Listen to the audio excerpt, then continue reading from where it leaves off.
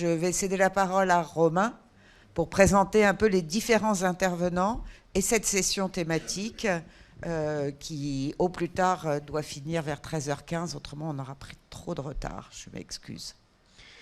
Ouais, oui, effectivement. Bonjour, rebonjour à toutes et à tous. On est très heureux d'ouvrir cette session thématique par une session qui va questionner les futurs et donc l'habitabilité de mondes virtuels, potentiels, des mondes qu'on fait advenir ou qu'on écarte, qu'on essaye de ne pas faire advenir.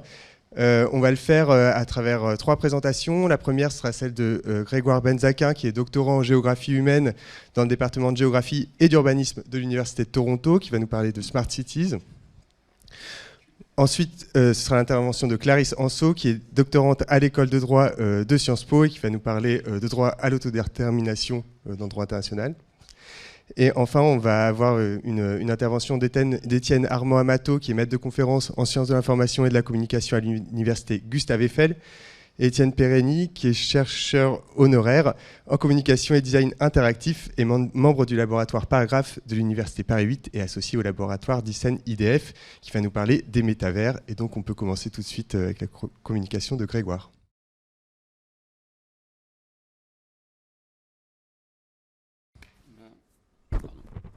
Il faut se pencher, ouais. C'est bon. Merci beaucoup déjà pour l'invitation et pour cette table ronde. J'espère que ça... Enfin, c'est difficile de passer après Elisabeth Poiney, mais bon, on va essayer.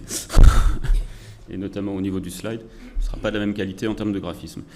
Je vous préviens tout de suite. En fait, je vais vous parler, je vais introduire cette présentation sur Block Sidewalk. Je vais commencer par donner quelques éléments de contexte pour que vous compreniez un peu le milieu dans lequel ça se situe, et puis après vous présenter peut-être mes axes de questionnement, et puis quelques retours du terrain. J'avais prévu d'en faire un peu plus, que malheureusement je pense que je vais essayer de couper. Vu le temps, on a combien de temps d'ailleurs, 20 minutes? Ok, d'accord, donc je vais quand même essayer de me mettre un chrono. Alors, bon, déjà comme premier élément de contexte, cette présentation elle est issue d'une enquête ethnographique en cours, donc je suis en train de mener dans le cadre de mon doctorat et qui porte sur un projet d'infrastructure digitale ou ville intelligente à Toronto qui s'appelait, puisque le projet a été abandonné, Sidewalk Toronto. Alors, qu'est-ce que c'est en fait Sidewalk Toronto? C'est le résultat, d'un partenariat public entre une agence publique qui s'appelle Waterfront Toronto et qui est en charge du développement des rives du lac Ontario, qui abouche en fait sur la ville de Toronto, et une filiale d'Alphabet, pour ceux qui ne connaissent pas, c'est la maison mère de Google, qui est dénommée Sidewalk Labs. Et donc ce partenariat public-privé avait pour objectif de développer en fait un quartier intelligent sur une friche industrielle aux abords de la ville de Toronto, assez petite. L'appel à projet portait sur une surface de 12 acres, ça fait à peu près 6 terrains de foot, en bordure du lac, mais très proche quand même du centre-ville, et qui a été assez vite renommé par la presse internationale qui s'est emparée du sujet Google City. Et donc l'ambition de Sidewalk Labs était de construire un modèle miniature en fait pour la ville du XXIe siècle et un lieu d'expérimentation pour tester les technologies, notamment Big Data, etc. etc. Donc le projet se revendique ouvertement d'une inspiration assez techno-utopique, notamment de projets comme celui d'Epcot. Pour ceux qui ne connaissent pas, c'est ce qui a donné lieu à Disney World. Mais en gros, c'est un des premiers projets de Smart City aux États-Unis qui a été fait par Disney. Et la vision de Sidewalk Toronto, donc ce partenariat, s'articulait principalement sur le modèle en fait d'une ville gérée comme une plateforme digitale, sur le mode d'un OS en fait, ou d'un téléphone portable ou d'un ordinateur. Donc une sorte de, et là j'utilise les termes du projet, une sorte de couche digitale, une digital layer, qui s'ajouterait aux infrastructures et physiques, et par l'intermédiaire de capteurs répartis à peu près partout dans l'environnement de la ville, elle permet d'optimiser sa gestion. À cela, en plus, s'ajoutent d'autres expérimentations, puisque Sidewalk Toronto s'imaginait aussi comme un laboratoire à ciel ouvert pour tester toutes sortes d'innovations technologiques. Alors les innovations technologiques, ça ne va pas trop vous surprendre, mais ça allait de la voiture électrique autonome, partagés, à la collecte des déchets par des robots circulant dans des souterrains, au trottoir chauffant, intéressant dans une ville où il fait moins 20 pendant 3-4 mois de l'année. Bref. Et donc je vous ai mis quelques citations, là, vous avez à l'écran, mais c'est les citations qui sont directement issues en fait, de la réponse à l'appel à projet de Sidewalk Labs, donc de cette compagnie de Google. Et ça vous donne un peu le ton aussi du type de message et de vision que ça véhiculait. Pardon, dans l'autre sens. Oups. Donc pour vous situer géographiquement un peu le terrain, on a une carte de Toronto à gauche et un petit zoom sur la partie qui était concernée. Alors, en fait, la partie qui était concernée, c'est la toute petite partie qui fait un L à gauche dans le rectangle de droite et qui s'appelle Quayside. Et donc c'est vraiment pas très grand. Donc c'est pas un... C'est un appel, c'est le paradoxe de ce projet, c'est que ça a pris une ampleur assez monstrueuse, notamment en termes de presse et de couverture, etc. Mais en fait, le projet, il ne porte pas sur grand-chose. Et en fait, ça a pris aussi une échelle monstrueuse parce que derrière, il y a toute cette énorme partie qui s'appelle Portland, c'est qui est sur la carte, et qui en fait a été l'enjeu pendant très longtemps d'une sorte de confusion élaborée par l'agence publique en charge du développement de cette parcelle et qui a laissé planer le doute qu'en fait Quayside serait une sorte de projet pilote pour cette grande zone. Et donc évidemment pour Google c'était l'opportunité parce que cette zone elle représente quand même 3,5 km² à peu près. Ça fait un bon arrondissement parisien. C'est quand même une très grosse zone. En plus, au bord d'un lac, en plus, juste à côté de Downtown Toronto, la valeur en termes immobiliers de ce lieu, elle est extrêmement importante. Je crois qu'à un moment, elle a été chiffrée à plus de 400 milliards. Quand même. Donc il y avait aussi un objectif par rapport à des enjeux de territoire et de prise de terre, si on veut. Bon, comme on peut s'en douter, le projet a quand même créé très vite d'importantes controverses. Alors, tout y est passé, de la gestion de la privatisation des données, question de surveillance, business model, question de propriété intellectuelle, l'ampleur de la taille du projet, la nature du partenariat public-privé, enfin bref. Donc, toute cette série de controverses qui n'a cessé en fait de jalonner le développement du projet et qui a été alimentée en permanence par différents groupes d'activistes assez locaux, même s'il y avait des relations internationales et au niveau national, avec Montréal notamment, et qui ont culminé en fait par la constitution. Donc le projet commence en 2017, et en 2019, il y a cette entité un peu étrange qui s'appelle Block Sidewalk, et qui est un peu l'objet de la présentation, qui voit le jour, et qui est une campagne politique et activiste pour bloquer le projet et le faire échouer. Un an plus tard, un an et quelques mois plus tard, le projet effectivement s'arrête. Donc cette campagne, elle a été initiée par une trentaine d'activistes au départ et a réussi à quand même enregistrer pas mal de soutien. Et elle a multiplié les types d'actions des meetings publics, des actions de communication, des manifestations, des perturbations dans les présentations publiques de Sidewalk Toronto pendant presque un an et demi. Et donc ça, c'est, vous avez un peu dans quelques exemples de types d'actions. Donc il y avait une page Facebook, il y avait un compte Twitter, il y a eu des événements, il y a une photo qui est cachée là, mais bon voilà. Block Sidewalk à gauche, le titre, ça c'était une lettre qui avait été envoyée au conseil municipal de Toronto pour un peu mettre la pression politique sur les élus de la ville. Et bon, malheureusement, et ça fait partie de l'enquête ethnographique, il y a aussi des traces qui disparaissent. Et donc ça, c'est le site de Block Sidewalk Toronto, qui a malheureusement disparu en cours. Donc j'essaie de le retrouver, mais on verra si j'y arrive. Enfin, j'essaie de retrouver la personne qui était en charge des archives de ce site-là. Et donc, pour aller très vite, en mai 2020, donc un peu moins de 3 ans après le coup d'envoi du projet, Sidewalk Lab, la filiale d'Alphabet, annonce son retrait unilatéral du projet, en prétextant que la réalisation du projet a été mise en péril par le Covid.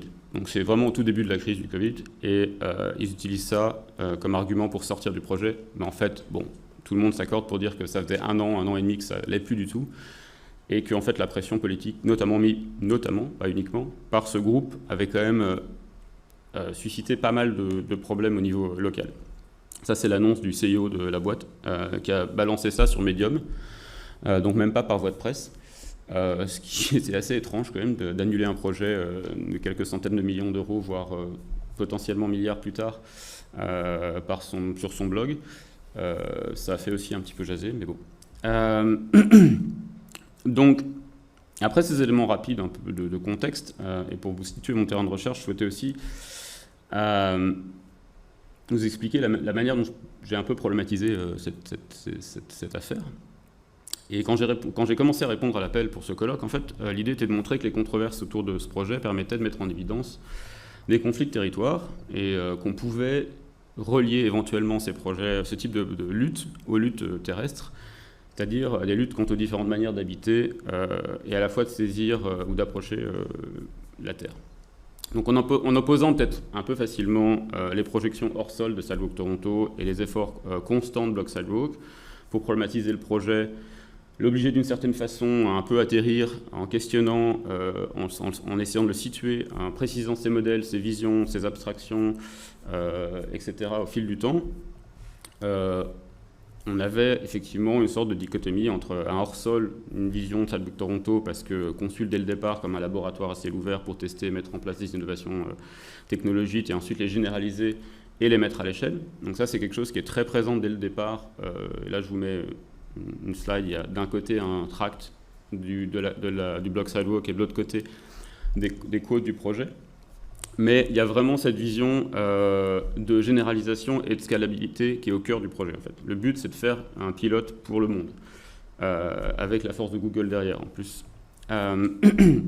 Et donc ça répète quand même un mode opératoire qui est assez symptomatique au niveau de la modernité, qui est quand même ces deux questions, généralisation et scalabilité.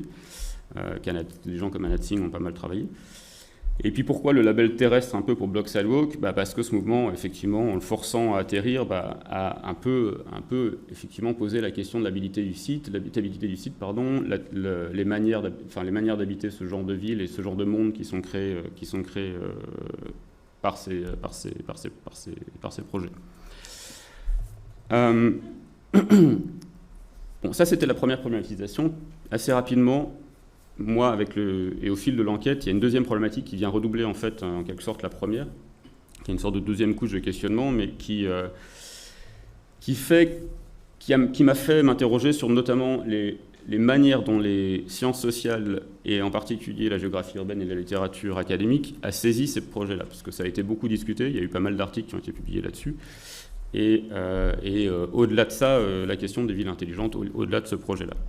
Et il y a un problème assez fréquent dans la littérature sur les smart cities, qui a été mis en lumière par un auteur qui s'appelle Shelton dans les années, autour de 2015-2016, qui en fait, le champ disciplinaire a tendance, le champ disciplinaire relatif aux smart cities a tendance en fait à spéculer sur les éventuels risques de ces projets en se basant pratiquement uniquement sur les pratiques discursives de ces projets. Donc, c'est-à-dire en se basant sur les documents un peu marketing, les corporate storytelling, et en spéculant là-dessus. Et donc, de manière un peu ironique, elles ont tendance en fait, à reproduire aussi d'une certaine manière et réifier les mêmes logiques universelles, technocratiques et souvent un peu déterministes qu'elles dénoncent. D'où un appel, en fait, à ce moment-là, de faire atterrir la recherche.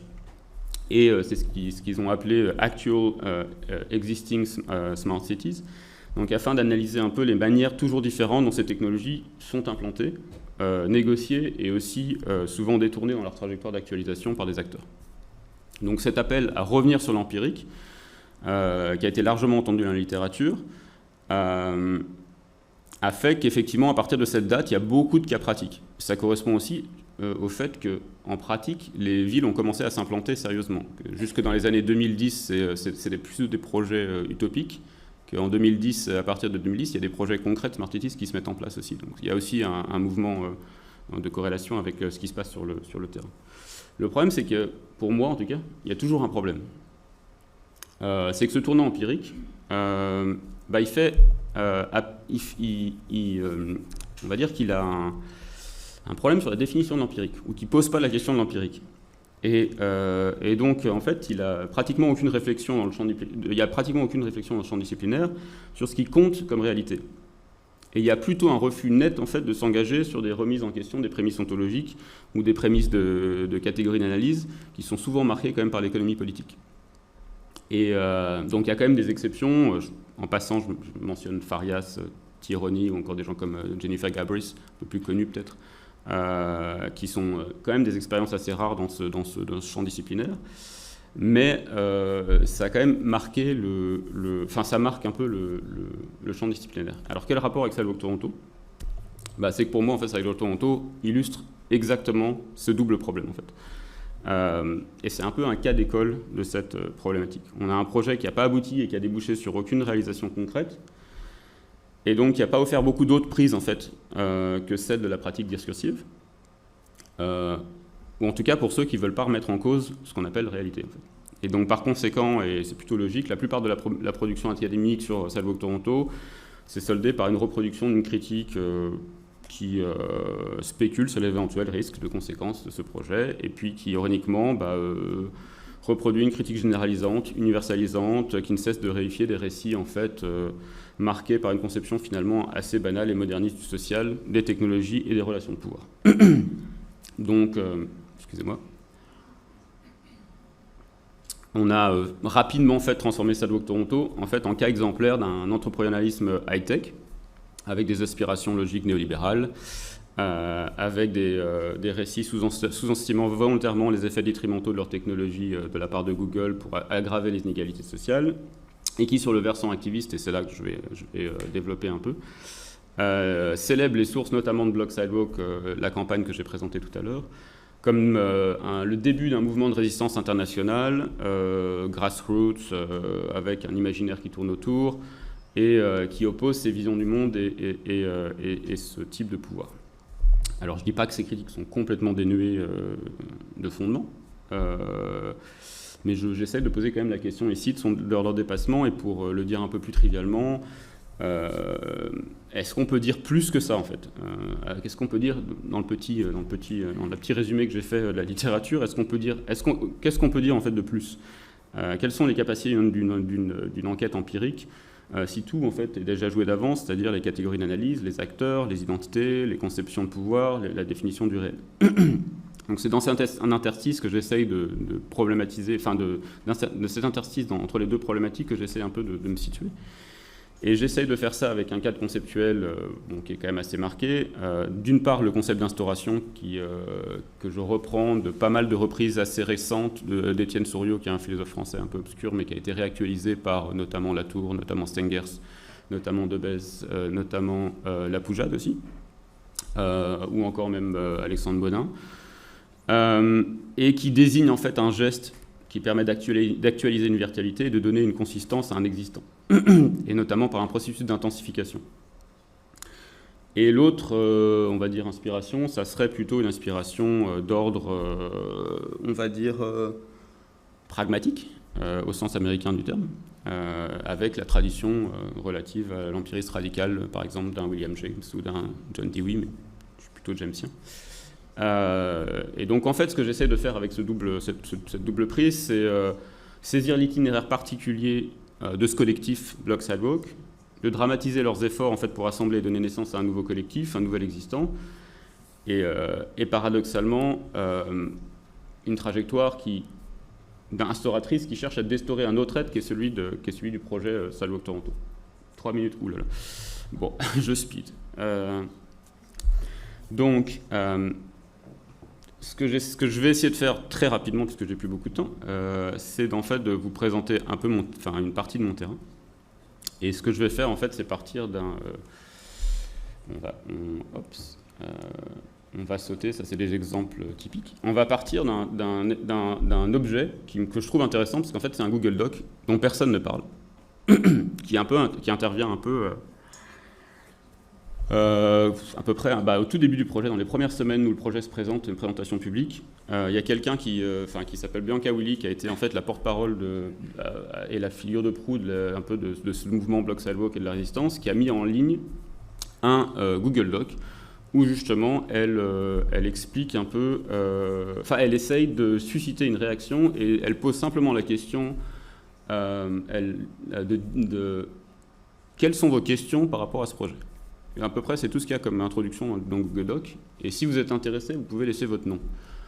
Et ça commence comme ça. Et en fait, elle en fait tout de suite la publicité, elle accompagne ce geste qui est assez spécifique par un autre geste qui est celui de faire de la publicité au niveau des médias. Et donc elle publie un article dans un journal local, parce qu'elle est journaliste à la base, enfin éditorialiste. Et puis après, elle fait une interview de télé, c'est l'extrait sur la slide, et elle en parle. Et en fait, ce Google Doc va commencer à se remplir, à s'étoffer, entre guillemets. Et c'est assez intéressant, en fait, d'approcher ce type de projet par ce type de pratique, en fait. C'est des pratiques qui sont généralement complètement effacées, notamment dans la dimension empirique des recherches en sciences sociales sur les smart cities, ou sur les activistes, et qui justement mettent qui replacent un peu et recadrent certaines choses, puisque là on a un être qui est quand même technologique ou technique, avec en plus la dimension que c'est un Google Doc, donc il y a un peu une dimension ironique, mais qui en fait pour cet activiste qui procède d'une vraie réflexion pragmatique sur quels outils marchent. Est-ce que j'ai le temps? Est-ce que j'ai la possibilité de créer, par exemple, d'utiliser des autres outils que ceux-là? Est-ce que ça va marcher avec d'autres outils? Est-ce que ça va pas marcher? Évidemment, ça a créé des tensions au sein même du groupe d'activistes, parce qu'il y a des gens qui ont refusé tout simplement d'utiliser ça, ou qui étaient très réticents, qui avaient des doutes, etc. Et même elle, la personne qui l'a mis en place, avait des doutes. Mais donc, à travers ce Google Doc, on peut quand même lire ce qui va être un processus de constitution d'un savoir local pendant pratiquement 3 ans, en fait. À la fin, le document, au départ, il fait une page. À la fin, il en fait, je crois, 33, 34. Il va se multiplier, il va y avoir des bébés pour chaque événement. Il va avoir des chapitres, on peut le voir sur l'onglet de gauche, il y en a quand même pas mal, avec des thématiques. Il va structurer un ensemble de références, et un ensemble de références assez intéressant parce que non hiérarchisé. Ça va être du savoir académique, du savoir journalistique, des infos locales, etc. Voilà, il faut que je me taise. Et donc, bon, je vais finir rapidement, mais le Google Doc commence à produire des effets qui sont assez intéressants, et notamment si on le pense dans cette trajectoire d'instauration de ce qu'a fait Block Sidewalk. Pourtant, c'est un objet ou un actant qui a complètement été ignoré et qui n'est absolument pas présent dans les recherches en sciences sociales sur Sidewalk Toronto. On n'en parle absolument pas. Et donc, pour revenir à la question de l'habitabilité et pour clôturer un peu cette intervention, moi, ce qui m'intéressait aussi, c'est de mettre un peu en question aussi nos pratiques en recherche et en sciences sociales particulièrement et en géographie. Et en lien avec la question de l'habitabilité, si d'une certaine manière, en fait, nos pratiques ne contribuent pas, quand elles produisent des généralisations, quand elles essayent de produire des générations, quand elles essayent de produire un savoir universalisant, etc., à des dépeuplements, qui, en fait, nuisent à l'habitabilité, enfin, permettent en tout cas de questionner l'habitabilité autrement. Et donc je voulais finir un peu là-dessus, c'est qu'effectivement, je vois un paradoxe un petit peu un paradoxe, en tout cas une tension là pour la recherche, et à essayer de travailler ces questions-là autrement. Moi, je vais m'arrêter là. Et je suis désolé, j'ai dû rusher sur la fin, mais voilà. Merci beaucoup. On prend peut-être... Merci. On prend juste pour préciser une ou deux questions s'il y a des précisions, et on aura une plus grosse discussion à la fin sur l'ensemble des présentations. Mais si effectivement il y a des questions de précision, et sinon on enchaîne. Ouais. J'ai trouvé assez intéressante cette notion d'empirisme et le fait de revenir à un empirisme, parce que j'ai l'impression que la pratique de vendre du rêve et de construire des projets sur la base d'arguments marketing non substantiés empiriquement, c'est pas juste le fait d'acteurs privés, c'est aussi le fait d'acteurs publics et même de politiques publiques. Et je prendrais l'exemple du schéma de réduction des émissions par le marché des crédits carbone.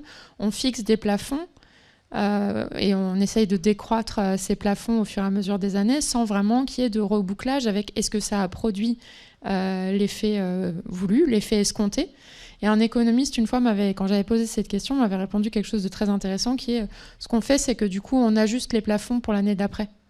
C'est-à-dire, on fait l'inverse de ce qu'on devrait faire.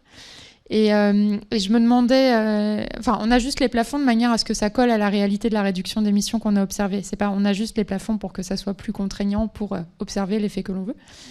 Et du coup, je me demandais si cette notion d'empirisme, le fait d'inculquer une culture de reboucler avec la réalité les arguments qu'on a mis en avant pour justifier une politique publique ou un projet, c'était quelque chose de documenté. C'est quelque chose qui est connu au niveau universitaire. Oui, il y a des travaux là-dessus. Oui. Et puis après, par exemple, dans ce cadre de ce projet-là, il y a, vous citiez le fait que les agences publiques le font aussi. Là, il y a une agence publique qui est directement impliquée dans le projet. C'est quand même un partenariat public-privé, donc il y a cette dimension-là. Sur la dimension académique de l'empirisme, après, par exemple, ce que j'ai cité comme travaux, c'est une tentative pour en tout cas le champ des smart cities de revenir sur un empirisme. Après, le problème, c'est la question comment on le définit. Mais de revenir, ça veut dire que ça a déjà existé ? Parce que là, du coup, tout ce qui me vient en tête, c'est des choses qui sont non rebouclées avec la réalité. Par exemple, Europa City, Notre-Dame-des-Landes. C'est là où je questionne un peu la question de l'empirisme. C'est qu'en fait, une réalité, il n'y a pas de... c'est là où, justement, j'essaie de mettre en question les pratiques à partir d'un empirisme radical qui pense qu'il n'y a pas de réalité fixe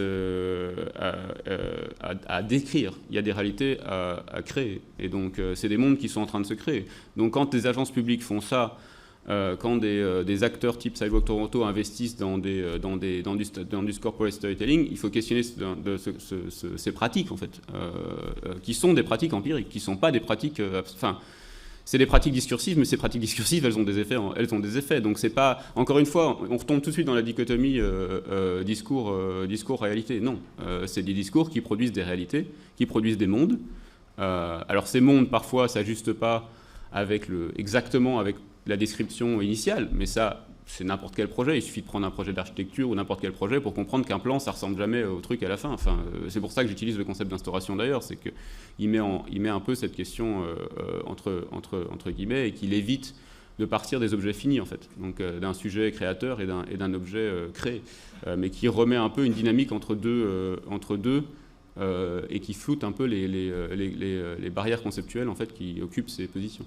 Mais oui, le statut de l'empirique là-dessus, dans une perspective radicale, d'empirisme radical pragmatique, il n'a pas à être vérifié par c'est pas une réalité qui se vérifie ou qui est à décrire objectivement.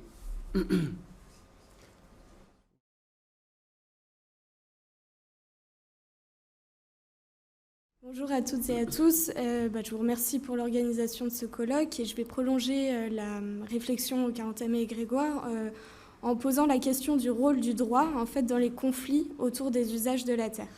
Et je vais me concentrer plus particulièrement sur le droit à l'autodétermination des peuples, qui est l'une des pierres angulaires du droit international, et imaginer comment il pourrait être redéfini pour permettre de défendre l'habitabilité d'un milieu.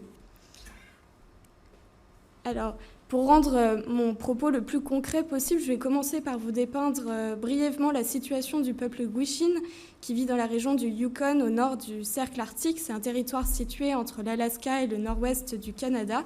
Alors, je vous ai mis cette photo un peu pour vous en mettre plein la vue, mais aussi parce qu'en fait, c'est la rivière Porcupine, qui est un lieu de migration d'une très grande harde de caribous et qui est un lieu en fait, que rejoignent chaque année les Gwich'in pour chasser et pour pêcher. Alors, je vais commencer par un petit extrait du livre « Les âmes sauvages » qui a été écrit par Natasia Martin, qui est une anthropologue française partie à la rencontre des Gwich'in.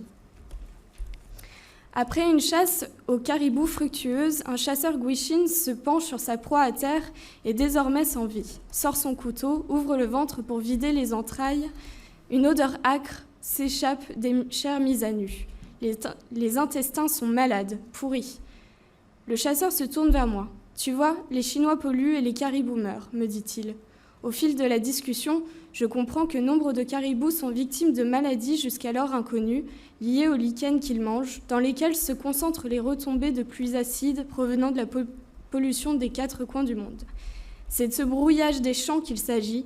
Un chasseur isolé dans le subarctique alaskan connecte les entrailles de sa proie au reste du monde.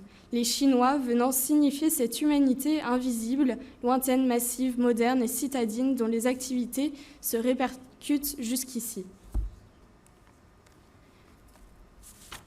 Et donc voilà, j'ai choisi cette citation parce qu'elle met bien en valeur l'impact de la pollution, du capitalisme, du monde moderne sur un peuple autochtone dont les manières d'exister sont bouleversées par tous les changements qui se passent en ce moment.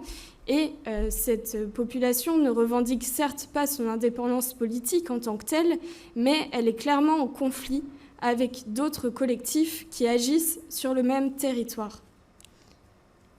Et voilà, j'ai représenté ici 3 types de collectifs en présence. D'abord, on voit les collectifs d'exploitation pétrolière, mais aussi d'exploitation plus générale. Ça peut être les industries du poisson, par exemple, donc, qui sont représentées par les sociétés privées, mais aussi par des politiques publiques, notamment, par exemple, ici, le fait que les dividendes venant de l'extraction du pétrole sont reversés tous les ans à chaque famille américaine installée en Alaska. À ces collectifs d'exploitation s'opposent les collectifs écologiques, d'une part. Donc là, c'est toutes les instances fédérales de protection de la nature, les gestionnaires de parcs naturels, les associations de défense. Et puis, on a les collectifs Gwich'in, d'autre part. C'est les corporations indigènes, les gouvernements tribaux des villages indigènes. Et donc, ensemble, ils s'opposent contre les collectifs d'exploitation, mais ils sont d'autre part, en fait, opposés sur de nombreux sujets qui sont liés au processus de transformation écologique. Alors, je vais prendre juste l'exemple des forêts. S'agissant des feux de forêt, les gestionnaires du parc des Yukon Flats vont décider de laisser brûler une partie de la forêt en argumentant qu'il s'agit là d'un phénomène naturel et que la population d'élan, finalement, va en bénéficier. Mais pour les Gwich'in, c'est une approche complètement contre-intuitive, puisque eux-mêmes vivent sur place, à proximité de ces feux qui laissent un environnement inhospitalier et qui laisse dire à l'une des personnes que Natassia Martin a rencontrées, et les élans, comment peuvent-ils aimer leur maison quand elle est complètement brûlée? Vraiment, ces gens ont tout faux. On pourrait penser aussi aux caribous qui changent leur trajectoire migratoire et que les gestionnaires américains des grands parcs essayent de retenir dans les frontières de leur parc et en même temps empêchent les Gwich'in de les chasser par des drastiques régulations de chasse, ce qui vient complètement en contradiction avec les manières de vivre des Gwich'in qui sont très centrées sur la chasse des caribous. Alors, ces mésententes majeures quant à quoi faire de la terre obligent même les collectifs à se positionner et à dire qu'est-ce qui les constitue et quelle est leur relation à la nature. Donc là, on voit bien qu'on a 2 visions occidentales, d'abord avec les collectifs écologiques et les collectifs d'exploitation. D'une part, la nature sauvage qui est préservée des humains, la wilderness, et puis de l'autre, l'environnement vu comme différentes ressources énergétiques, du bois, du pétrole, etc., avec un mode de vie qui est complètement hors sol, qui n'a pas de lien avec l'environnement, aucun moyen de subvenir aux besoins primaires sans dépendre absolument de l'extérieur, ce qui est le cas en Alaska. À ces 2 visions occidentales de la nature s'oppose la vision plus autochtone des humains en relation avec les non-humains lorsqu'il n'y a pas de limite franche qui séparerait les 2 mondes, les 2 espèces. Et d'ailleurs, c'est ce que dit l'une des personnes aussi interviewées par Natassia Martin, qui parle des saumons qui se font rares dans les grandes rivières arctiques. Qui dit « Ils sont dans la brume comme nous dans la fumée ». C'est-à-dire que leurs repères sont brouillés de la même manière que les repères des humains sont brouillés. Et donc, face à ces mésententes, il y a une multiplicité des droits dont chaque collectif peut se revendiquer.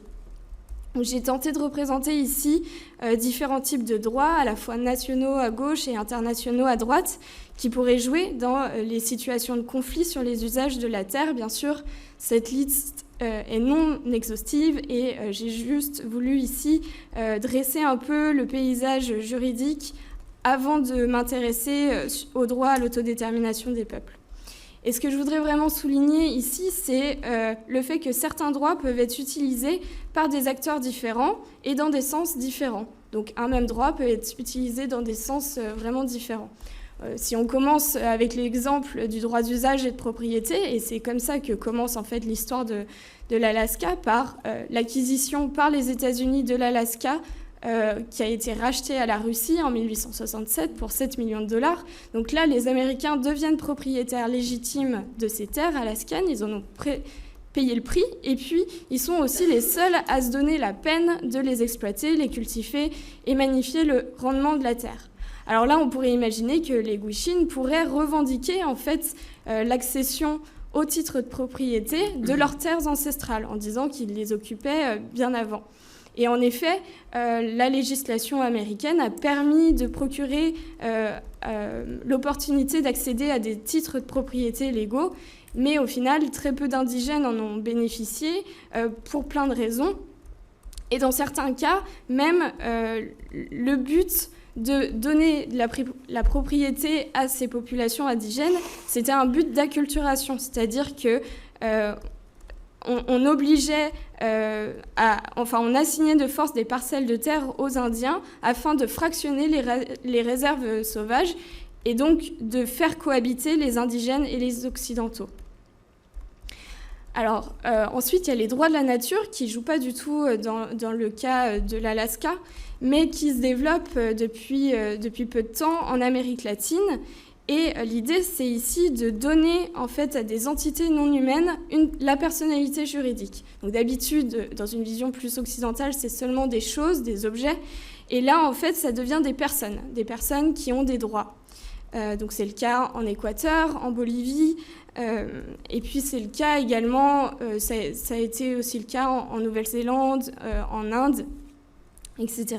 Mais là, encore, ça pourrait aller dans les deux sens. Et notamment, il y a des peurs des populations autochtones qu'en fait, le fait de donner une personnalité juridique à une rivière, ça aille à l'encontre de leurs activités de subsistance et au profit de collectifs écologiques de réserves naturelles où il n'y aurait pas possibilité de vraiment habiter en tant que telle cette terre.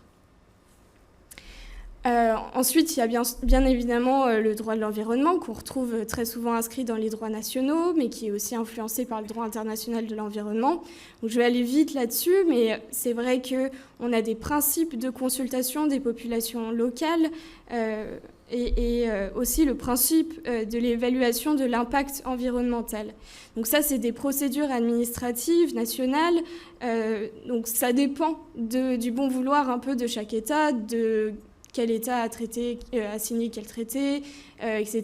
Et puis, ces obligations ne sont parfois pas observées, les recours peuvent être complexes, ils sont parfois bloqués par les États, ils peuvent être aussi très tardifs. Et on le voit aussi dans notre quotidien, je pense, en France. Alors ensuite, il y a aussi le droit des peuples autochtones au niveau du droit international, donc la Déclaration des Nations Unies sur les droits des peuples autochtones qui a été adoptée par l'Assemblée générale des Nations Unies, mais c'est une déclaration qui n'est pas juridiquement contraignante. De même, les conventions de l'Organisation internationale du travail relatives aux peuples indigènes et tribaux énumèrent certains droits sur la terre, certains droits de consultation, d'information, mais aussi d'indemnisation. Mais en fait, il y a très peu d'États signataires à ces conventions, et même lorsque les États sont signataires, ils ne les respectent pas forcément. Ces deux derniers droits des peuples autochtones et puis convention de l'OIT, ne s'appliquent pas à des populations qui ne seraient pas considérées comme autochtones. Or, en droit international, la notion de peuples autochtones, il n'y a pas de définition stricte et c'est objet de mésentente aussi. Et donc c'est pour ça que j'aimerais revenir au droit à l'autodétermination des peuples, qui est un droit beaucoup plus général, un droit beaucoup plus fondateur, et qui s'applique en fait à d'autres situations, enfin qui pourrait s'appliquer à d'autres situations de territoires en lutte face aux transformations écologiques, et pas seulement de territoires où il y aurait des peuples autochtones. Alors le droit à l'autodétermination des peuples, c'est en fait un peu un droit de révolte populaire, à la fois de révolte interne contre un pouvoir, puisque c'est le droit d'un peuple de se gouverner lui-même, de décider de ses propres formes de gouvernance politique, sociale, économique, culturelle, dans le cadre d'un État indépendant. Et puis c'est aussi une révolte populaire contre un pouvoir externe, et là on pense à la décolonisation, donc le droit d'un peuple sous domination étrangère de devenir indépendant et souverain en se constituant comme un État. Donc là ça remet en cause les frontières de la souveraineté et les problèmes avec tous les problèmes que ça soulève.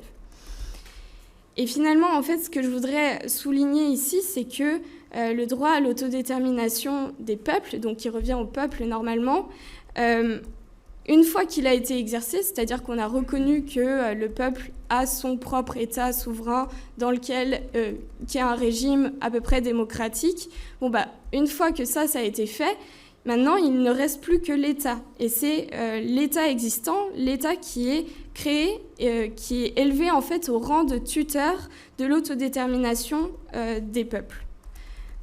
Et c'est ce qu'on voit bien ici avec la citation qui me permet d'illustrer cette idée. Donc ici avec cette résolution qui dit que le droit de souveraineté permanente des peuples et des nations sur leurs richesses et leurs ressources naturelles doit s'exercer dans l'intérêt du développement national et du bien-être de la population de l'État intéressé. Donc ici, on voit bien le fait que l'État est vraiment élevé au rang de tuteur de l'autodétermination des peuples. Alors ça m'amène à poser deux questions. La première, c'est pourquoi, dès lors qu'un État est créé et paraît à peu près légitime démocratiquement, le droit à l'autodétermination des peuples est réputé achevé, au lieu d'être constamment réaffirmé à chaque fois que se pose la question de quoi faire avec la Terre. Et pourquoi on en est arrivé là? Pourquoi la dimension écologique et le lien avec la Terre est absente du droit à l'autodétermination? Et ensuite, ma deuxième question, c'est comment on pourrait redéfinir ce grand principe pour toutes les luttes autochtones? Et là, je ne pense pas seulement aux peuples autochtones comme les Gwich'in, mais je prends l'autochtonie dans un sens plus large, avec notamment la définition qu'en donne Geneviève Pruvot dans son livre Quotidien politique. L'autochtonie, en tant qu'elle consiste à tisser des liens et œuvrer avec les différentes espèces et ressources, et avec l'histoire d'un territoire quotidiennement habité. Alors, je prétends pas répondre à ces deux questions, mais je vais donner des pistes de réflexion.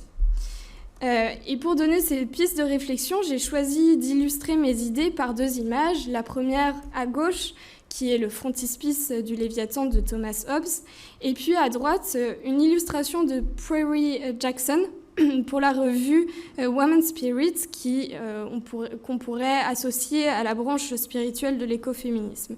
Et là, sur ces images, j'aimerais illustrer en fait le fait qu'il y a deux visions radicalement opposées de l'émancipation, une émancipation transcendantale hors sol et une émancipation immanente par le milieu. Alors, je parle d'émancipation parce que le droit à l'autodétermination est vraiment relié au concept à la fois d'émancipation et d'autonomie. Alors la première image à gauche m'invite à revenir sur les soubassements philosophiques du droit à l'autodétermination. Et les historiens en droit international ont l'habitude de faire remonter ce principe à la déclaration d'indépendance des États-Unis d'Amérique en 1976 et puis à la Révolution française. Donc l'idée que le peuple doit se gouverner lui-même, que c'est la nation française dans son ensemble composée de tous les citoyens, bien évidemment à l'exception des femmes, qui doivent décider des affaires de l'État. Donc un peu ce mythe national qui n'est pas ancré dans un territoire, puisque le territoire français a été aussi créé grâce à ce mythe. Et en fait, cette autodétermination collective est très liée aux idées sur l'autodétermination individuelle. Qu'est-ce qu'un individu autodéterminé ? À l'époque des Lumières, c'est l'individu qui exerce un contrôle rationnel sur sa vie et qui s'émancipe de la nature et de ses déterminations naturelles et sociales. Or, cette émancipation s'est faite historiquement aux dépens d'autres sujets et objets, aux dépens de femmes, aux dépens des peuples colonisés, aux dépens de la nature, en ayant recours à la violence, mais également par la culture et par la technique. Là, sur l'image, on voit bien que tous les citoyens sont dans le monarque. Ils s'en remettent en fait au monarque pour sortir d'un état de nature, pour assurer leur existence. Et on voit bien qu'ils sont au-dessus du paysage. Ils ne sont pas dedans, ils ne sont pas dans le paysage, ils le dominent. 3 minutes. Et à l'opposé de cette image, on a cette femme qui ne fait qu'un avec la terre et donc qui représente un peu le sujet qui n'est pas pris en dehors de son écosystème, mais qui est cet écosystème lui-même. Alors, pour continuer à commenter cette image, et donc je cherche ici en fait à puiser de nouvelles ressources, de nouvelles inspirations pour redéfinir émancipation et autonomie, je voudrais évoquer le concept de corps-territoire qui est très présent dans les luttes écologiques et féministes d'Amérique latine. Par cette citation, nous considérons le corps comme notre premier territoire et nous reconnaissons le territoire dans notre corps. Lorsque les lieux que nous habitons sont violés, nos corps sont affectés. Lorsque nos corps sont affectés, les lieux que nous habitons sont violés. Donc ici, on souligne bien le lien symbiotique et somatique qui existe entre le corps et le territoire et on s'éloigne d'une notion individualiste du corps. Le corps est intimement lié à l'histoire d'un territoire et son bien-être, non seulement physique, mais aussi affectif et émotionnel, est lié au bien-être de la communauté humaine et des êtres non humains qui vivent sur ce territoire. Alors voilà, je vais terminer par poser la question de quelles conséquences on peut tirer en fait de ces nouvelles inspirations, comment redéfinir un droit à l'autodétermination, quelles seraient les conséquences juridiques. Dans le cas où le sujet qui s'autodétermine n'est pas hors sol, mais bien ancré dans un milieu habité et conscient des interrelations et interdépendances qui y existent. Donc on pourrait penser en fait à un droit de révolte quand ce sujet n'a plus le pouvoir entre ses mains pour décider de quoi faire avec la terre. Alors ici, j'ai mis une citation de Sarah Van Oxem qui écrit sur la propriété de la terre. Je ne vais pas la lire.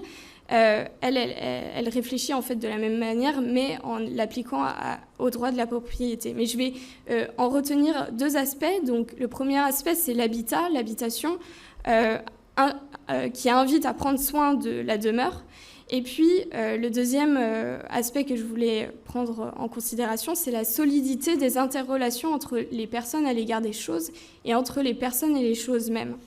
Donc, pour résumer très brièvement, une nouvelle autodétermination où il y aurait un sujet qui n'est pas hors sol mais ancré dans un milieu habité, ça ne serait pas l'autodétermination d'un peuple imaginaire, mais d'un milieu habité dans son ensemble.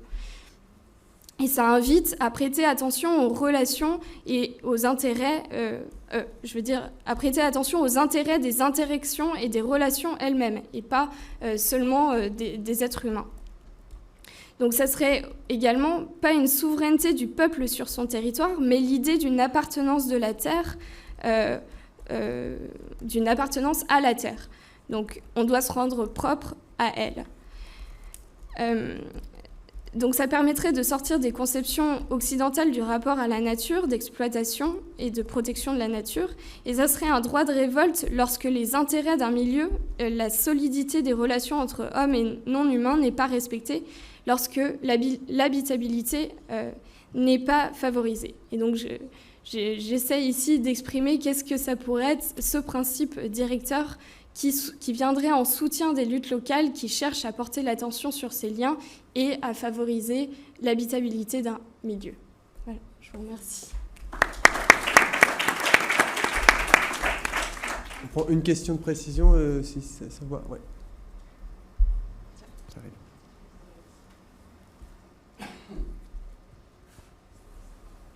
Thank you so much. In English, sorry. Yeah, Okay, it's okay if you. Okay. That was wonderful. I'm wondering if, so my understanding is like, how do we think about the auto-determination of people by trying to understand two ways in which people understand their determination. Yeah. And I think that's beautiful, right? And two ways people understand their determination when this is happening in the same space. Yes. Yeah. And when those two forms of understanding their determination are always moving through a legal and social and ecological apparatus that differentiates between those two people, right? So if I understand what you were saying, right, Yes. that's amazing, and I love that. I was struck by the very compelling, I'm sure as everyone was, very compelling contrast between the two images, Hobbes and the woman. But I was also quite interested in other images, and in particular conceptualizations that don't from First Nation, Indigenous people, which don't necessarily foreground the human at all, right? And the autodetermination of the people is understood to be, let's say, the autodetermination of forms of existence that don't really care about people. I mean, they're entangled with them, but they're doing their own thing. So I'm always thinking of one of my granddaughters, Natasha Bigfoot, who says, look, if we don't give a space for well, in your case, the caribou, Dene have talked about this, but if we don't give a space for turtles and swamps and water to do their own thing on their own terms, in their own way, then we can't go there and get them. So because there's a lot of images in which people are thinking about their country without having to put the human in it. So I was wondering if you ran into any of those, yeah. Thank you. No, that is very interesting what you say. I don't know if I can say something more about it, but I have to think about it more.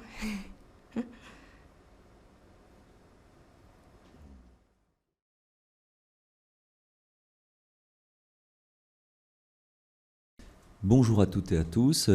Merci pour ces deux présentations fort passionnantes. Alors nous allons avoir un effet double de fin de matinée, de rétrécissement temporel et de changement de thématique, mais qui en même temps va probablement contraster utilement ce qui s'est dit avant, puisque nous aurons peut-être quelques échos avec la Smart City et son automatisation des villes, comme avec la question des déterminations libres, qu'elles soient altères ou auto. Donc je présente un travail commun avec Étienne Périgny, ici présent, autour de ce questionnement que nous menions en amont de ce colloque. Et c'est vrai que nous avons signalé notre travail qui a été accueilli en mentionnant que nous réfléchissions à la façon dont les mondes virtuels immersifs étaient fréquentés, voire habités à travers des avatars, des créatures simulées qui nous représentent aux yeux des autres et nous permettent d'agir. Donc dans ce contexte, on s'est posé un certain nombre de questions sur la façon dont le dédoublement informationnel du monde se réalise et donc le rapport entre la couche virtuelle, informationnelle si vous préférez, et puis la planète. Des questions sur les nouveaux mondes, puisqu'on a une efflorescence d'environnements fréquentables à plusieurs collectivement, on va les voir. Et puis donc une matérialisation des imaginaires qui nous invite à migrer, à faire preuve de nomadisme, qui pourrait se conjuguer ou non avec les intérêts de notre planète ou de notre espèce. Et en fait, la question aussi, à quelles conditions pourrait-on imaginer que ces univers constituent des contrepoints instructives, des sources de synergie ou de retour responsable vers le réel, ou au contraire fabriquons-ils encore sans cesse ces cercles vicieux que nous connaissons entre nos désirs et leur accomplissement à tout prix. Donc on travaille dans un cadre que je vais passer rapidement. Étienne Perrinet a rédigé cet ouvrage qui nous introduit aux évolutions technologiques de l'informatique.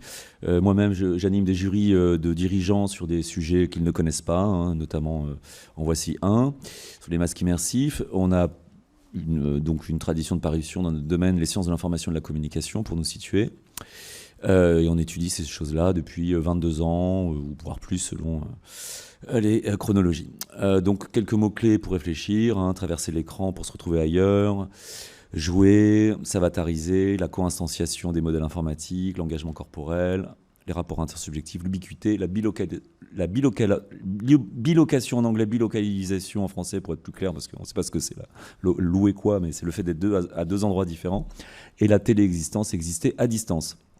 Donc c'est des mots un peu high-tech, mais qui nourrissent des réflexions, notamment de ces jurys citoyens sur les univers persistants en ligne, quel nouveau monde pour quelle humanité, là c'était en 2014, ou plus récemment l'année dernière, toujours à l'IHFST, l'Institut des hautes études pour la science et la technologie, qui forme des dirigeants à la démarche scientifique, des questionnements sur les jumeaux numériques.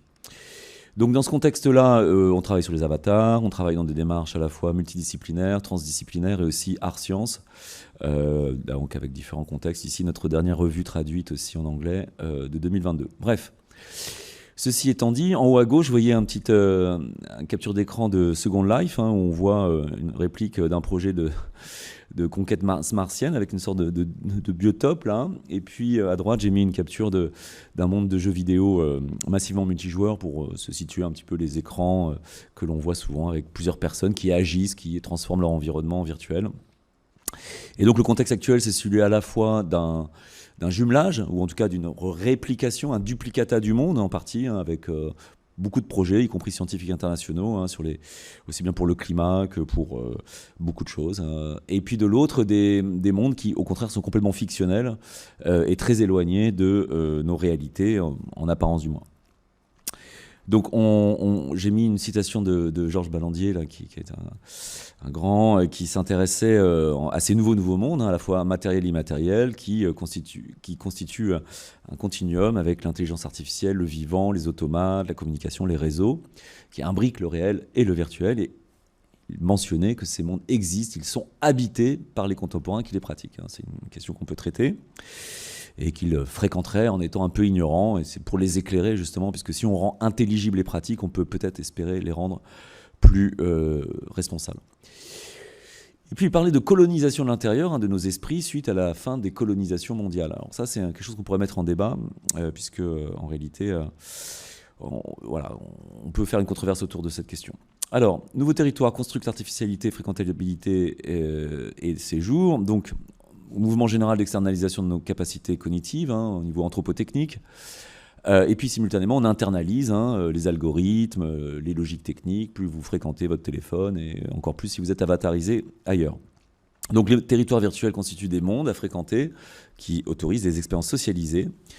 Et tout ceci, donc, ce sont des milieux artificiels basés sur la simulation, vous connaissez un peu ça.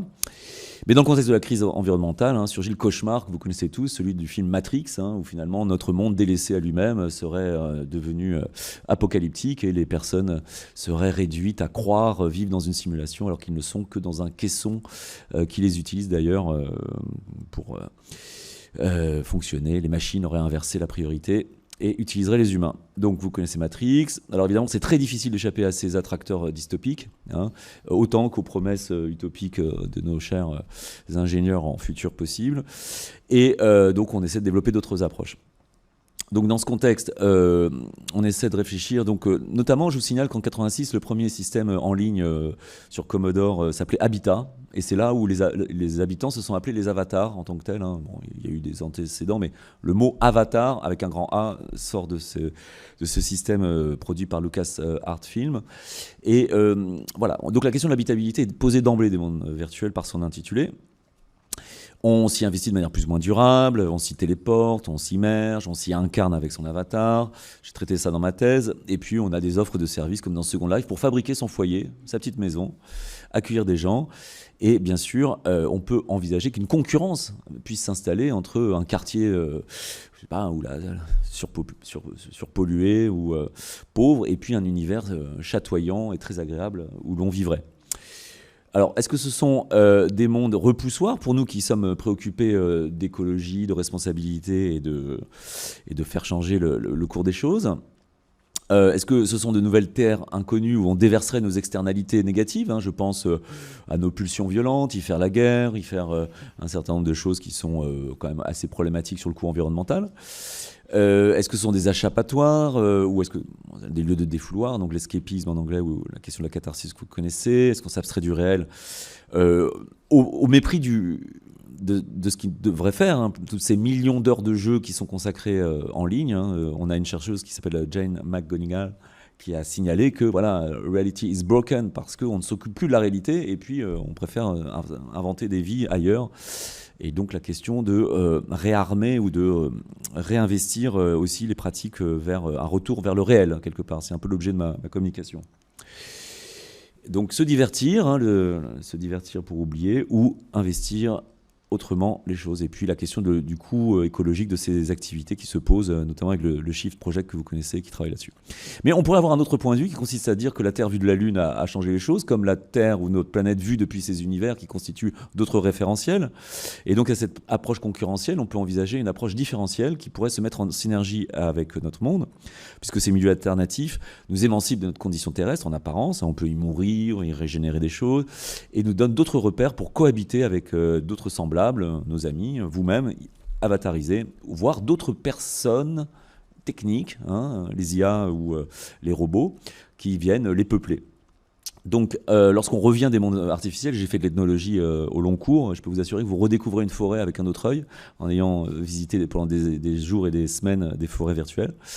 Et aussi, on a des mondes qui disparaissent, là, comme Alt Space VR, qui a disparu il n'y a pas longtemps, bien qu'il était soutenu par Microsoft. Et donc, on a aussi des cataclysmes de mondes qui ont lieu depuis. Il y a un certain nombre de mondes qui ont disparu avec des communautés qui ont vraiment plus du tout eu accès à leur univers et qui ont migré, d'ailleurs, pour certaines, dans d'autres habitats virtuels. Donc ça, c'est une histoire qui est documentée. Et puis, quand on prend un autre monde en charge, eh ben, on en prend soin, on peut se responsabiliser, on peut envisager peut-être que ces lieux soient des endroits de progression pour envisager d'autres bifurcations, comme on en parle aujourd'hui.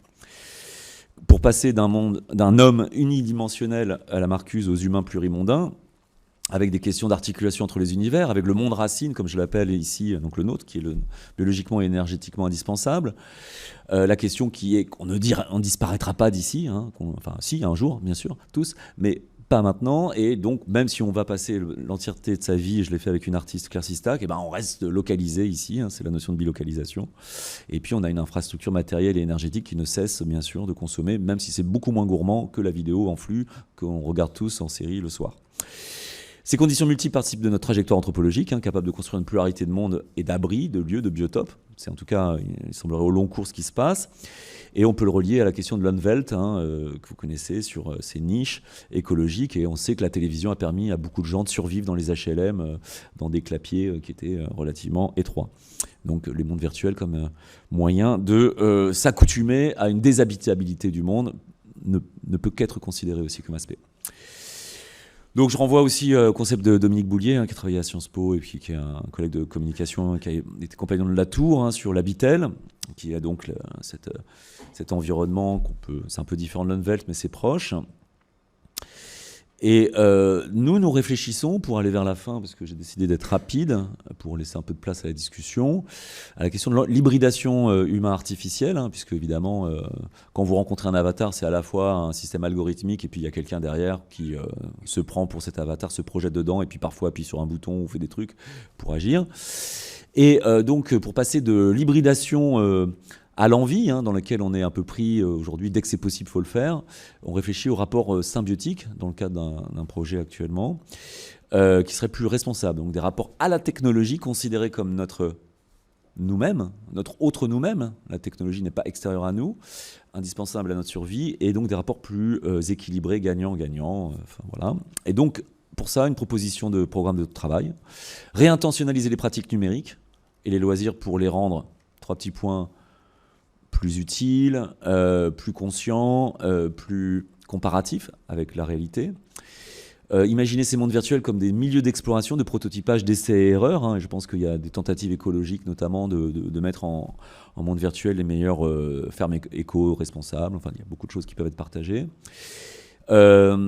Bon, dans l'approche différentielle, on peut voir qu'il y a des vies artificielles qui peuplent ces mondes. Donc on va s'habituer à des choses qui vont arriver demain autour de nous, comme les cartes de GPS ont été livrées dans les jeux vidéo bien avant qu'on les ait dans les voitures. Enfin, il y a plein de phénomènes que j'ai étudiés, qu'on peut démontrer, et d'autres le disent. Et donc nous, on réfléchit à cette façon dont on hybride, vous voyez, au centre l'avatarisation, le vivant et l'artificiel, le computer à gauche, et puis des mondes dans lesquels on a... des altérités techniques, alliées ou ennemies, et puis d'autres personnes, plus ou moins correctement transformées, métamorphosées. Donc c'est un questionnement sur le passage de cette hybridation à des rapports responsables. Et l'ambition serait donc en parallèle alors que la biosphère se peuple de forces et entités artificielles, on va avoir la robotisation du champ de bataille, enfin bon, il y a beaucoup de choses qu'on n'a pas besoin de voir Black Mirror pour s'en rendre compte. Donc alors qu'on se laisse envahir par la technosphère et laisser le monde se technoformater, entre guillemets, c'est un peu la parano actuelle, il faut voir qu'en même temps, nous rentrons dans des mondes artificiels que nous fabriquons et que nous peuplons, et que donc le vivant est en train de pénétrer la technologie que nous avons nous-mêmes fabriquée. De sorte qu'on pourrait anticiper de nouveaux futurs avec des habitabilités dégradées, j'ai déjà dit, voire utiliser ces univers virtuels comme des outils d'adaptation anthropologique, comme autrefois, on le sait, le rêve ou le chamanisme a été un outil extrêmement puissant d'adaptation à des périodes très dures. Donc ça, c'est des recherches qui rejoignent la neuroscience et l'anthropologie. Et puis, ce sont des dispositifs de composition de monde, au sens de Descola, qui fabriquent de nouvelles ontologies, de nouvelles mondiations, avec des accents mis sur certaines choses, d'autres qui sont délaissés, des simplifications par la modélisation, et donc d'autres manières de faire monde. Et ça, cette possibilité de sortir de notre ontologie, aussi bien en rétro, en rejoignant les peuples premiers et les autochtonies, qu'en protopie, comme je l'appelle, donc en prototypage en amont, de nouvelles ontologisations sont possibles certainement. Donc pour terminer 2 slides, le travail sur Symbiotech, sur la rétrospective et la perspective des hybridations existentielles que l'on fait avec l'école universitaire de recherche Artec. Aussi un travail à poursuivre puisqu'on a eu un jury citoyen cette année de dirigeants à l'IHST qui a travaillé justement sur l'habitabilité offerte ou non par les métavers en concurrence ou non avec la Terre. Ce sera présenté au Collège de France le 6 juillet et le 13 juillet auprès de l'OPEX, l'Office parlementaire des choix scientifiques et techniques du Sénat. Et donc moi je développe l'idée de cohabitabilité puisqu'il y a une sorte de pluralité d'habitabilité possibles qui ne sont pas de même nature bien sûr, mais qui peuvent se compléter, se mettre justement en confrontation. Pour réintentionnaliser les pratiques, pour offrir des technologies existentielles, puisque l'avatarisation est une technologie existentielle selon nous, au service de notre propre transformation collective, et puis atterrir en décollant, c'est un humour, au sens où la tour nous proposait d'atterrir, et là, en décollant dans d'autres mondes, peut-on aussi en même temps atterrir, puisqu'il faut bien revenir, et tant mieux. Et enfin, faire jouer les écarts de référentiels pour déconstruire nos conditionnements culturels, économiques et politiques. Et enfin, permettre des articulations et des capacitations en explorant les expériences de l'esprit concrétisées que sont ces mondes fictionnels ou réalistes. Je vous remercie.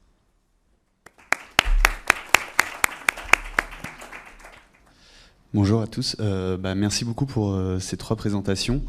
Moi, j'avais deux questions ou réflexions en lien à la dernière présentation et à celle sur l'autodétermination de Clarisse.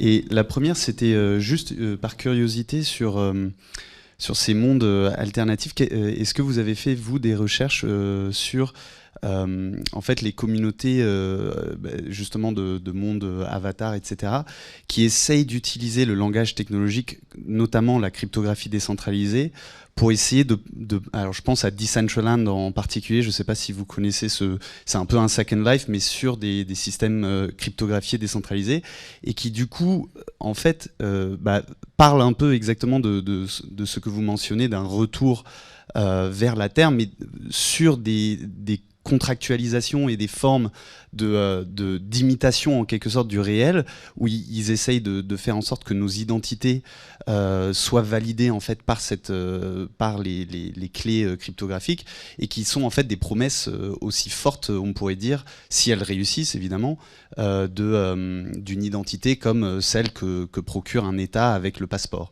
Donc c'est un peu cette idée de retomber dans, au fond, une formalisation du monde virtuel, et ensuite ils ont tout un discours de on va ensuite racheter des terres, on va retourner créer des cités un peu comme des smart cities telles qu'on a entendu avec Grégoire, et donc je me demandais si cette double intrication en fait, où on essaye de s'échapper mais en même temps on reproduit une formalité contractuelle ou d'identité à travers le langage technique. Est-ce que c'est quelque chose qui vous intéresse dans cette cohabitation des mondes?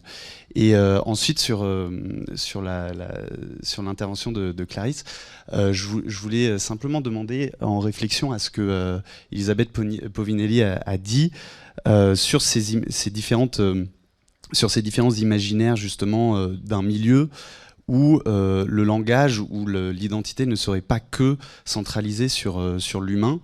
En fait, je me posais la question de savoir si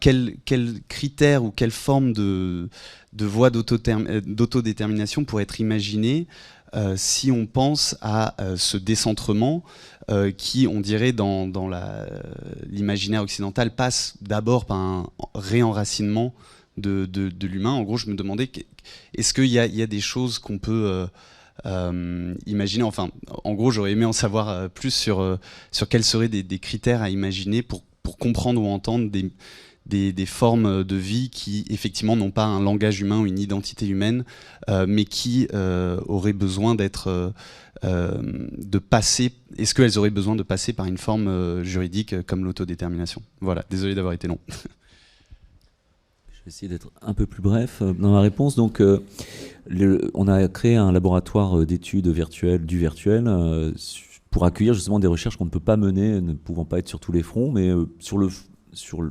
contenu que vous évoquez, il est évident qu'il y a de nouvelles manières de créer de la richesse et de se corréler avec le monde réel, qui ont été institués par ces univers, que ce soit par le farming ou le fait de créer des monnaies virtuelles qui vont être convertibles. Donc il y a une convertibilité partielle ou totale d'un certain nombre de richesses qui sont produites dans ces mondes depuis longtemps, et que la blockchain ou les systèmes donc de contrats malins, smart contracts, qui permettent aussi de décentraliser et d'inventer aussi de nouvelles liaisons dans le monde et avec le monde réel sont en train de se faire. C'est tout l'enjeu et la promesse des métavers avec justement la conjonction IA, NFT, blockchain, voilà, des mots un peu bizarres pour dire des systèmes qui évoluent. Toutefois, n'oublions jamais que ce sont essentiellement des univers propriétaires qui produisent une naturalisation extraordinaire, puisque on croit y vivre et on finit par... Enfin, on y vit à certains égards, de telle sorte qu'il y a aussi des communautés de recul entre la naïveté de penser qu'on peut se réfugier dans un monde qui de toute façon est complètement aussi piégé par, on l'a vu avec Altever, qui disparaît du jour au lendemain, alors que justement il faut pouvoir être un peu soit en furtivité, et je renvoie à True Name de Vincer, un des premiers romans de science-fiction, où justement les gens utilisaient les smart contracts pour être dans des identités furtives et qui échappaient au contrôle, y compris des systèmes informatiques. Merci. On m'entend? Oui. Oui. Pour répondre à ta question, alors j'ai pas fini de réfléchir à ces sortes de critères qu'on pourrait imaginer, mais ce que dit Sarah Van Oxem dans son livre, c'est qu'en effet, donc il y aurait non seulement des conflits entre divers collectifs humains, mais aussi des conflits entre les humains et les non-humains. Comment les résoudre, puisque c'est des formes de vie complètement différentes, avec un langage qui n'est pas commun. Et là, en fait, elle fait appel à l'historien ou philosophe Ian Thomas, je crois, et qui, en fait, parle du médiateur. Donc, d'un tiers qui... Avant, on imaginait une représentation de, je sais pas, tous les animaux différents, alors que là, pour lui, c'est pas une représentation, mais c'est une médiation. Et comment on fait cette médiation? Et ben, lui, il parle de chamanisme, etc. Donc, qu'est-ce que ça pourrait vouloir dire dans d'autres termes, c'est une question à laquelle il faut réfléchir, mais voilà, je te donne quelques pistes. Oui, petite question pour Étienne. Sur la fin de l'exposé, c'est de la curiosité sur jurys citoyens embarqués avec des casques. Qu'est-ce qu'ils font exactement? Est-ce qu'il y a toute la partie délibérative discussion qui est mieux organisée parce que virtuelle, ou si simplement ils se promènent dans des espaces qui n'existent pas encore? Symbiotisation responsable. Est-ce que tu peux développer sur responsabilité? Parce que si c'est soi-même et son miroir, comment est-ce qu'on peut être responsable de son miroir? Il faudrait que l'autre ait aussi la capacité d'interagir. Et ça me permet de faire un lien avec Clarisse et la tentative de proposition alternative de Sarah Vunaxem en disant plutôt que liberté, on jouerait solidité des relations, mais finalement on a déjà ça dans le système existant avec la notion de responsabilité, justement. On se doit des choses, parce que les relations, je préfère de loin les contrats aux relations vides et pas qualifiées. Et puis, la toute dernière, ce serait pour Grégoire. Mais si on met vraiment Souriau dans le moteur, si on met un tigre dans le moteur, est-ce qu'on fait simplement que ce que tu proposes? Parce que normalement, on devrait aller beaucoup plus loin que simplement saisir un type d'archive que les autres laissent de côté. Tu peux commencer comme vous voulez. Okay. Ouais. Oui, non, c'est l'ambition, c'est d'aller beaucoup plus loin. Malheureusement, j'ai pas eu le temps de présenter, parce que j'ai un peu rushé sur la fin. Le but, c'est pas d'aller saisir, on va dire. Bon, déjà, Souriau s'articule articule le concept d'instauration autour d'un pluralisme ontologique. Donc, il y a quand même une notion de mode, en tout cas, qui va à un moment intervenir. Bon, ça a été repris par Latour avec les modes d'existence, mais par d'autres aussi. Et donc le but, effectivement, est de faire émerger des choses qui sont des êtres moindres, en fait, c'est-à-dire des êtres qui ne sont pas visibles ou qui n'ont pas de... Parce qu'en fait, on ne les considère pas sur certains plans de réalité. Et donc forcément, ça implique le fait qu'à un moment, on multiplie des plans de réalité et on multiplie des critères, en tout cas des modes qui permettent d'identifier, en tout cas, ou de stabiliser une certaine manière d'aborder des réalités ou de les rendre palpables. Par exemple, pour la question du Google Docs, ce qui est intéressant, c'est qu'elle met en place... ce qui n'est pas intéressant, c'est le Google Doc en soi. C'est ce qui se travaille, en fait, et ce qui se produit autour. Et ce qui se produit autour, par exemple, et pourquoi c'était intéressant dans le cadre d'une campagne de type activiste, c'est que si on lit la littérature, on a tendance à lire... c'est hallucinant, mais c'est à peu près l'expérience activiste est résumée généralement à 10 lignes et complètement romanticisée. Si on en fait justement le travail par les pratiques, et c'en est une, il y en a plein d'autres, là on commence à déceler que, et en écoutant les gens qui ont fait ce document, qui ont travaillé dans ce document, on commence à multiplier en fait des types des plans. Ça par exemple, ça peut être sur un plan organisationnel. Effectivement, le Google Doc a permis de structurer un collectif. Sur un plan de connaissances, le Google Doc a permis d'articuler une série de références et d'articuler sur le long terme, avec un savoir assez situé, assez intéressant. Et ce que je disais, pas du tout hiérarchisé, donc un peu différent qu'un savoir académique classique.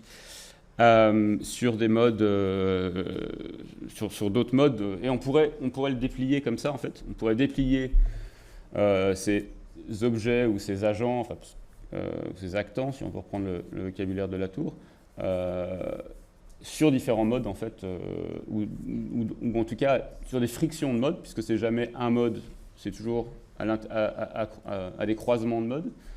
Mais voilà. Et le mode de la technique, si on veut, avec un objet comme ça qui aussi a des effets, des réflexions sur des réflexions politiques qui viennent s'ajouter, des réflexions parfois même religieuses ou éthiques qui viennent se greffer sur ça. Donc en fait, il y a vraiment cet objet, il peut se démultiplier en fait dans différents plans. Et le but de mon travail, c'est justement de commencer à faire à partir d'endroits très partiellement choisis et parce qu'on peut pas. Il n'y a pas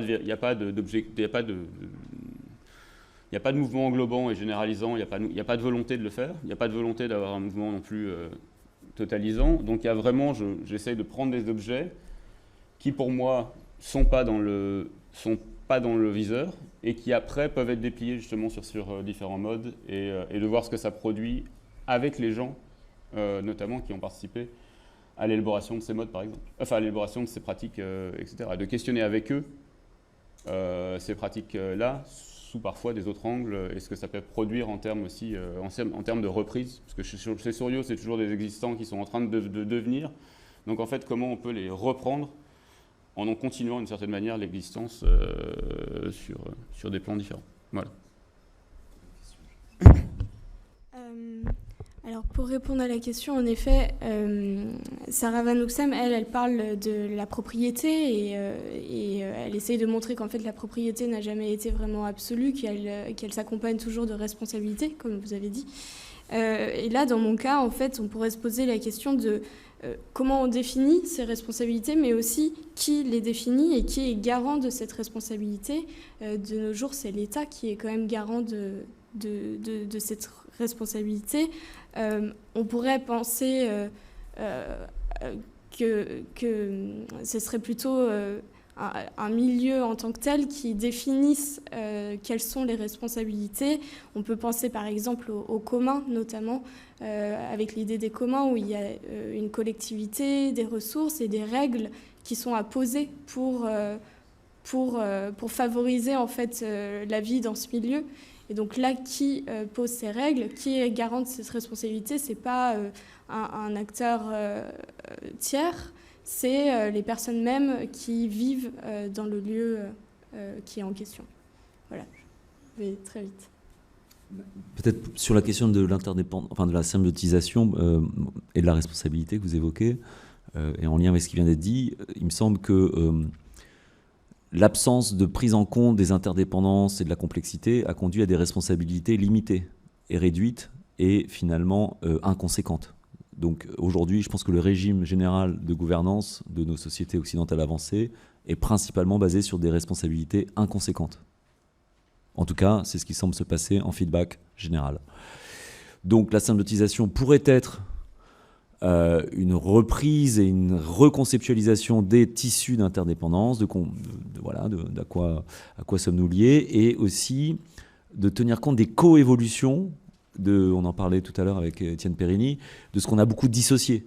Hein, les choses, les êtres, donc toutes ces catégories ontologiques, elles ne sont pas considérées comme coévoluant parce qu'interpénétrées, elles sont un petit peu en relation, juste comme vous dites, des relations creuses. Hein. Je pense que la notion de coévolution dynamique et à la fois rétrospective et prospective peut aider à définir de nouvelles responsabilités. Et enfin, très brièvement, ce jury citoyen, ce sont des dirigeants de haut niveau qui doivent apprendre à décider avec la démarche scientifique. On les jette dans un sujet où ils ne connaissent rien. Et donc, ils ont 6 mois pour enquêter, demander des auditions, lire des bouquins et essayer de se forger une opinion un peu plus éclairée pour livrer un rapport partageable qui fait histoire, qui a des limites, mais qui fait aussi à peut-être avancer le débat public. Voilà. Et d'ailleurs, ils ont...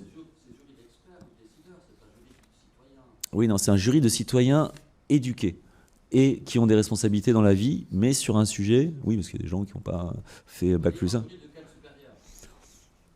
Si vous...